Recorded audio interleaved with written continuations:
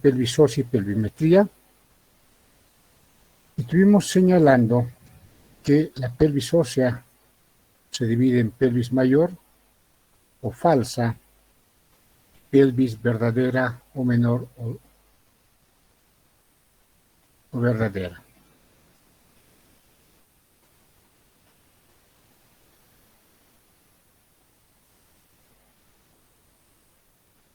Entonces, el límite entre la pelvis mayor y menor es el estrecho superior de la pelvis materna, que naciendo en el promontorio, transcurre por los alerones del sacro, articulación sacroiliaca, línea nominada.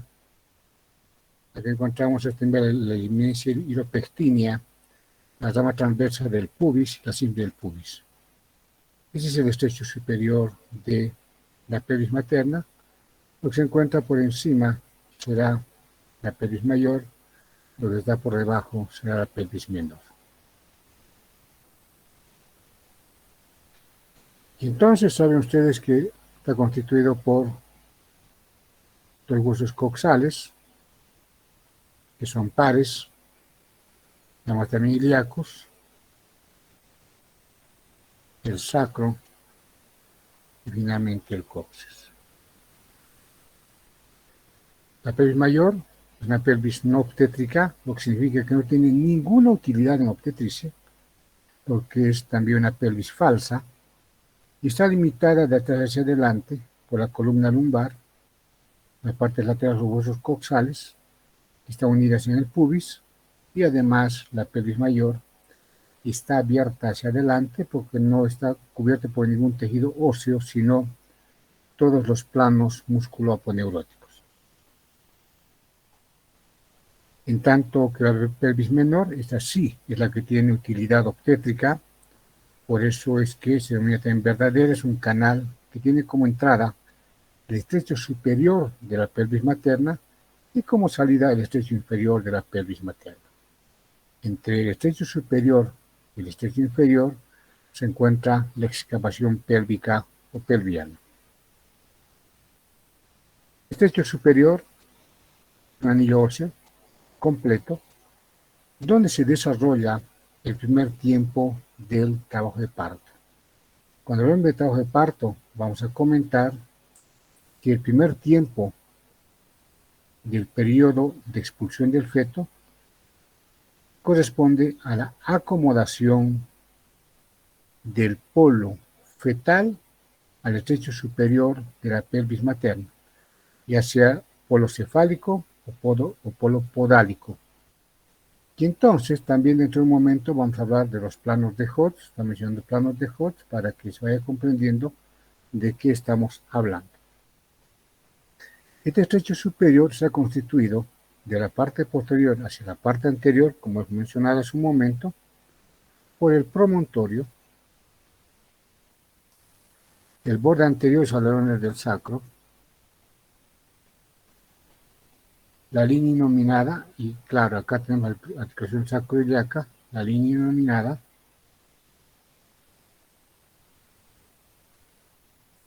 la eminencia o cresta pectina, que es más o menos este nivel, la eminencia pectina que va más a la parte central, la rama horizontal del pubis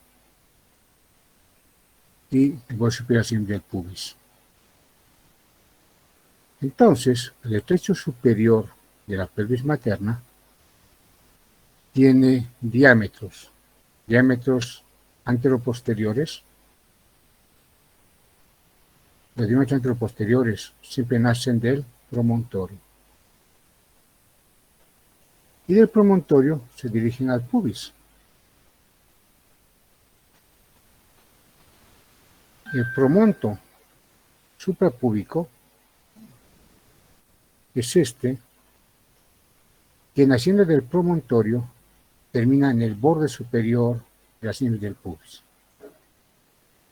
El promonto retropúbico, que naciendo del promontorio, termina en la cara posterior de la sien del pubis.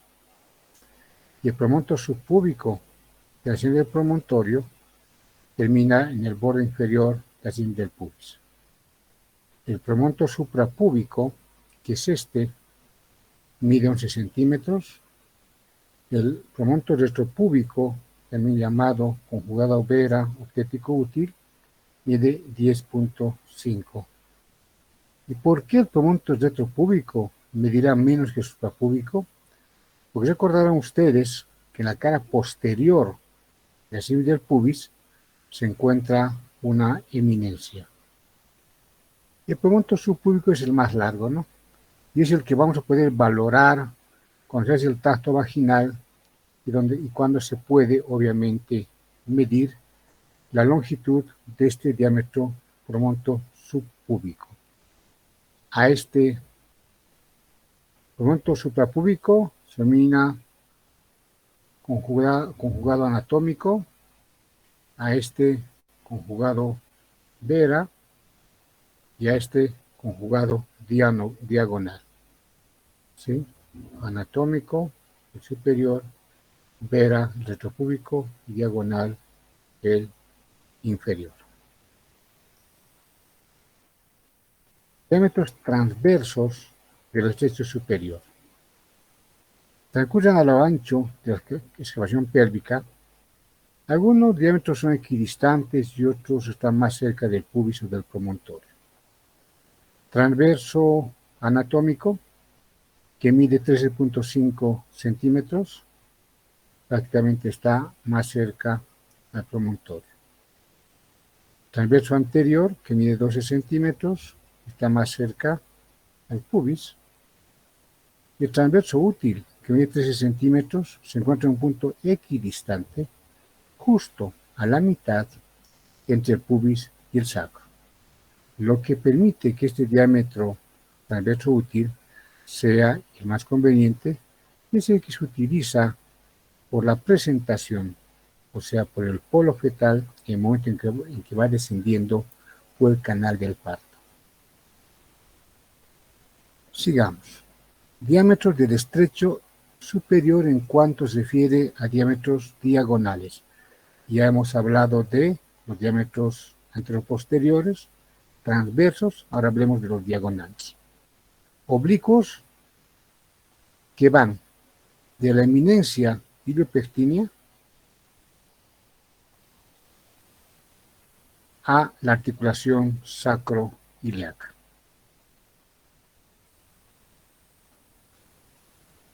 Se denomina derecho o izquierdo dependiendo en qué eminencia iliopectínea se origina este diámetro. Este, por ejemplo, es el derecho y este es el izquierdo. El oblicuo derecho, que es este, mide 12 centímetros. Y el oblicuo izquierdo, que es este, mide 12.5 centímetros. ¿Por qué el derecho es menor? El derecho es menor que el izquierdo, por los rectos sigmoides.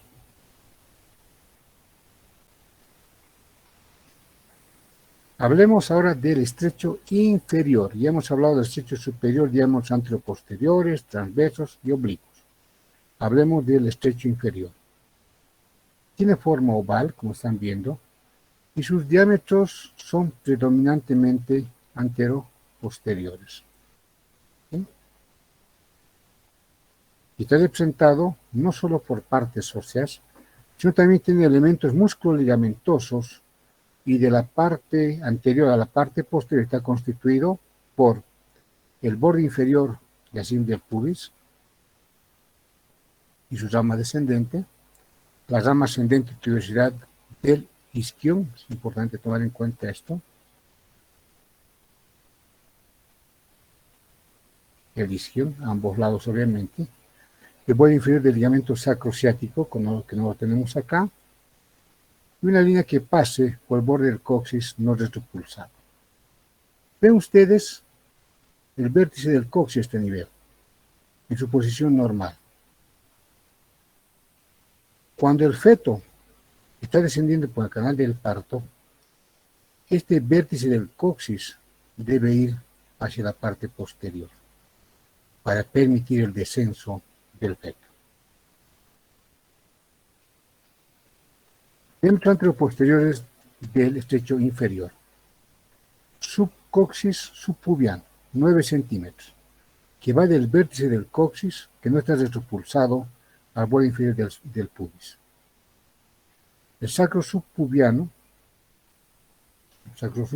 que mide 11 centímetros, que va del extremo inferior del sacro, o sea, de la parte de la quinta vértebra sacra, al borde inferior del pubis, y solo se puede tomar cuando está retropulsado el coxis, cuando está hacia la parte posterior del coxis.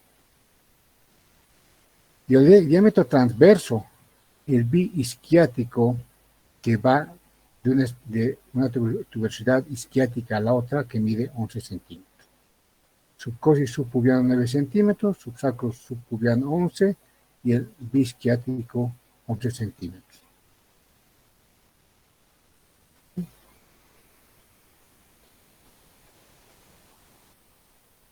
Vean acá que menciona dos dimensiones. 9.5 de longitud, 9.5 centímetros, cuando el coxis no está retropulsado. 11.5 centímetros cuando el coxis está retropulsado. ¿Sí? Y este que va de una tuberosidad isquiática a la otra.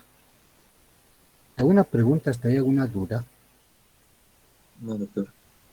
Muy bien, continuamos. Hablemos de la excavación pélvico-pelviana. Se denomina así a la zona que se encuentra comprendida de los dos estrechos, el estrecho superior y el estrecho inferior, donde ocurre el segundo tiempo del trabajo de parto. ¿Cuál es el segundo tiempo? El primer tiempo, comentar que es la acomodación de la cabeza al estrecho superior de la pelvis materna, o del polo podálico también. El segundo tiempo, para que vayan comprendiendo, se trata del descenso y encajamiento del polo fetal. Ese segundo tiempo de expulsión del feto. Tiene forma de tonel. Y ustedes saben que un tonel es como un barril de vino, ¿no? En la parte superior y en la parte inferior es más estrecho, y en la parte media es más voluminoso, como los barriles de vino, ¿no? Muy bien. Entonces, sus diámetros son proporcionales sin dominar uno sobre el otro. Los límites de la parte anterior a la parte posterior están dados por la. Es importante tener en cuenta que la concavidad del sacro y del coxis en la parte posterior, que puede medir de longitud hasta 15 centímetros, lateralmente, que acá no se ve, la cara posterior de la cavidad cotiloidea, del acetábulo, y la parte de los cuerpos del isquion. También el agujero obturador, que ustedes tienen acá el agujero obturador, y la escotadura ciática, y termina obviamente a nivel de lo que es la vulva en la parte inferior.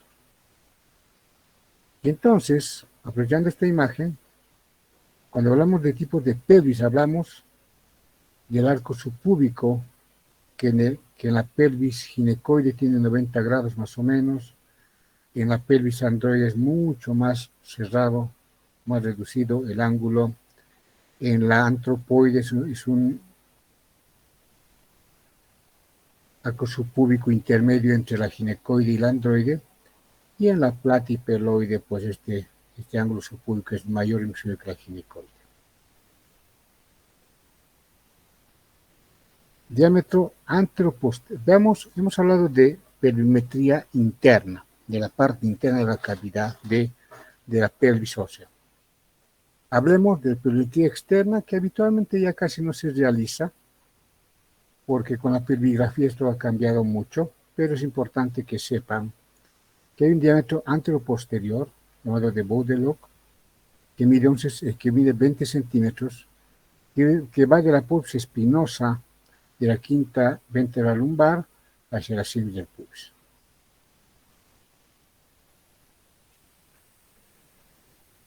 El biespinoso, que va obviamente de una espina ilíaca anterosuperior a la otra, esa mide 24 centímetros, y el bicrestilo que mide 28. De una cresta ilíaca a la otra, 28 el bicrestilo, y el biespinoso que mide 24. Y el bitrocanterio de un trocánter mayor al otro que mide 32 centímetros. Hablemos de pelvigrafía. La pelvigrafía es el examen interno de la pelvis, que no es más que la descripción gráfica del recorrido anatómico de la misma, el recorrido de la pelvis, mediante el tacto vaginal. De esta forma vamos describiendo los diferentes elementos anatómicos. El promontorio, el diámetro promonto subpubiano, que va el diámetro desde el borde inferior del pubis hacia el promontorio.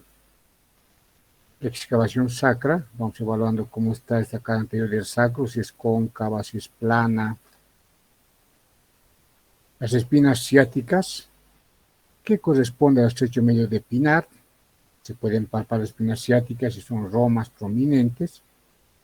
Los espacios sacrociáticos, tuberosidades isquiáticas. Las tuberosidades isquiáticas se mide con un puño en tuberosidades isquiáticas.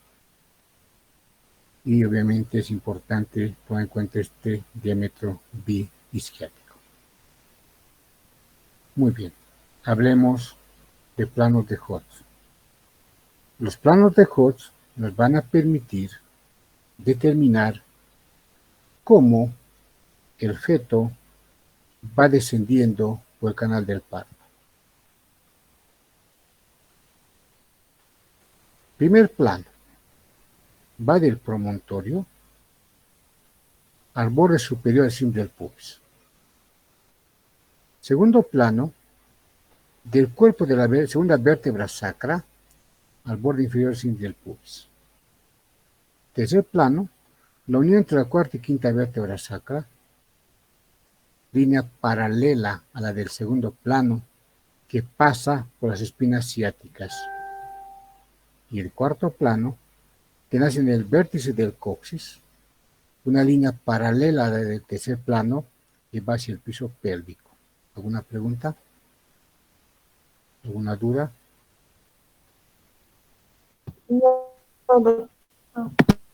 No, doctor. Ya está claro, ¿no? Muy bien. ¿O alguien tiene pregunta? Bueno, no lo he visto nadie. Planos de Hodge. Vamos a hablar de los planos de Delis también. Los planos de Delis, de similar forma que los planos de Hodge, permiten determinar cómo va descendiendo el polo fetal. El primer plano de Hodge, que va del promontorio del borde superior del pubis, corresponde al plano -4 de Delis. El segundo plano de Hodge, que va del cuerpo a la segunda vértebra sacra al borde inferior del pubis, corresponde al plano -2 de Delis. El tercer plano de Hodge, que va de la unión de la cuarta y quinta vértebra sacra, línea paralela a la del segundo plano que pasa por las espinas ciáticas, corresponde al plano 0 de Delis.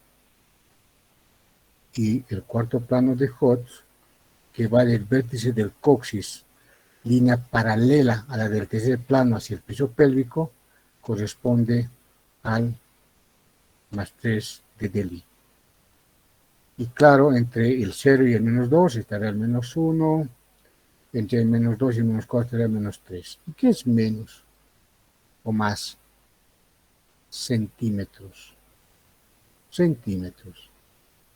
Entonces, uno hace el tacto, identifica las espinas ciáticas, y bueno, no está ahí la presentación. Entonces, vamos subiendo, realizando el tacto, vamos subiendo y calculando 1 centímetro, 2 centímetros, de acá a 3 centímetros. Ahí está el polo fetal.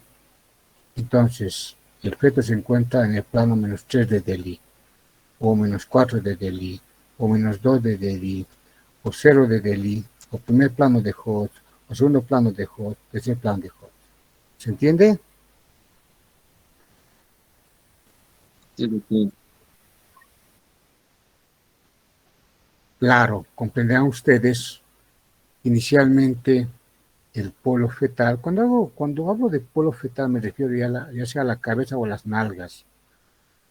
Inicialmente el polo fetal está pues en la parte superior, está en el abdomen.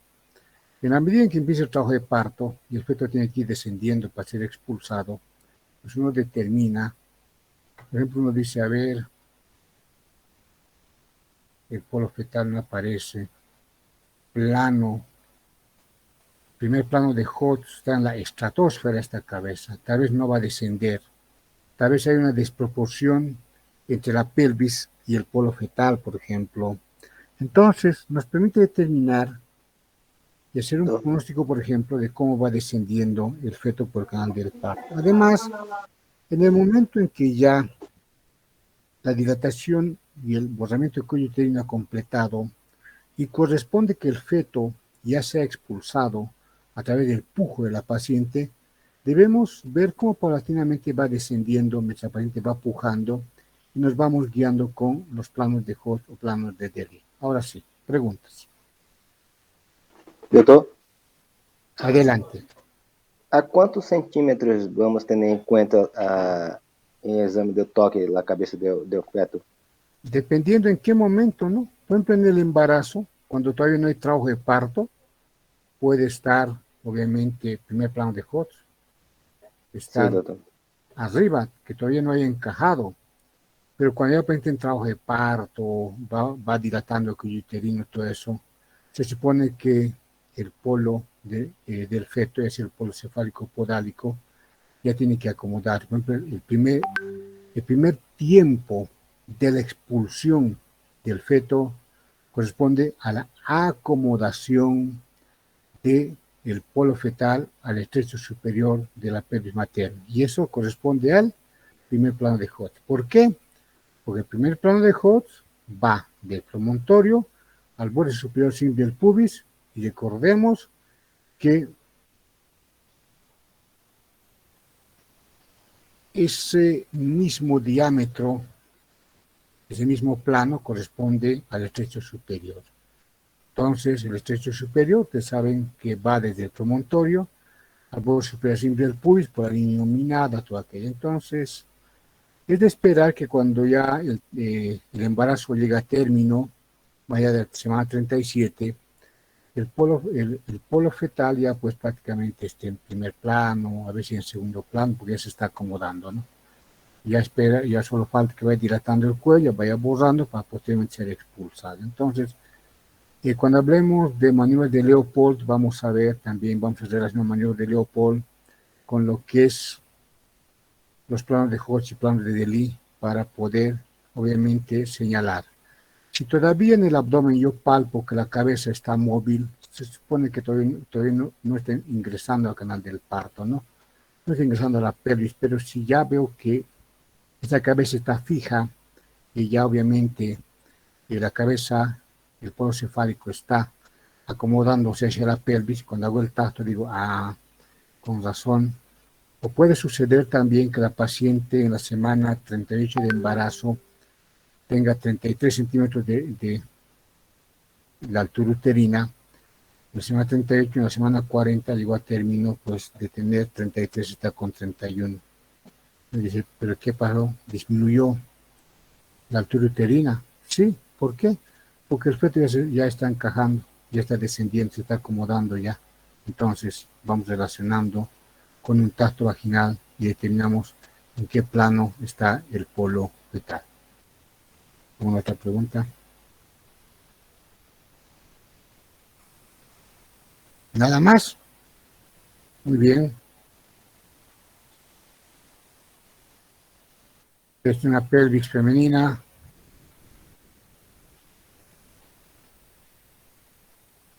Esta es una pelvis platipeloide. Miren, la amplitud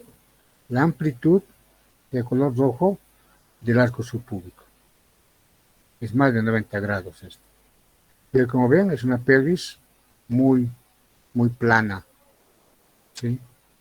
Muy bien.